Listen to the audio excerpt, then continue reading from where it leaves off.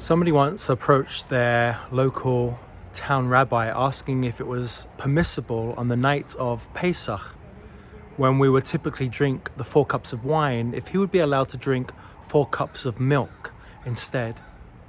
The rabbi gave a very strict answer, no, and then proceeded to give the man an incredibly large sum of tzedakah. After the man left, his wife questioned this and asked, I was always under the impression that you could indeed use cups of milk if you were not able to afford wine.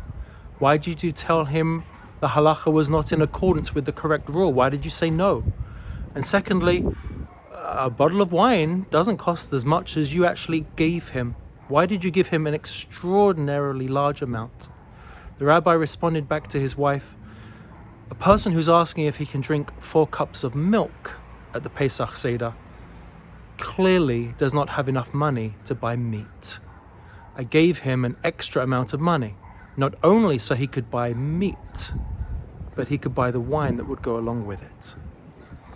Rabbi Shlomo Volbe, the great mashgiach of the Yeshivat Mir in Jerusalem, was fond of telling this story, always around the parsha of Chayei Sara. In our parsha we encounter little Rivka, who, when she is asked to produce a small amount of water, goes above and beyond, offering Eliezer not just enough for him to drink, but for all of his camels as well.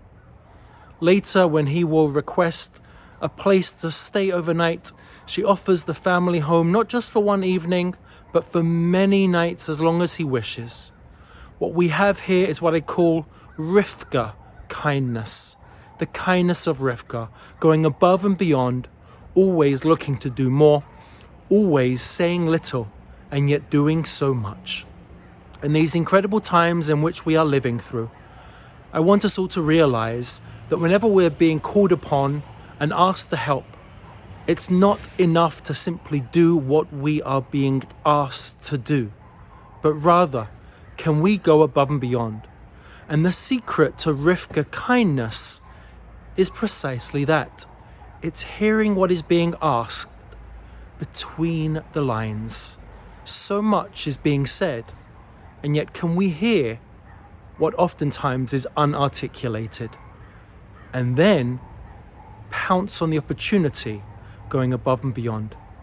So often people are giving us messages, cues, even verbal communication. It's our job and task in these challenging times, yes, to hear what is not being said and then to respond, going above and beyond. Can you perform Rivka kindness? That is our challenge. Shabbat Shalom.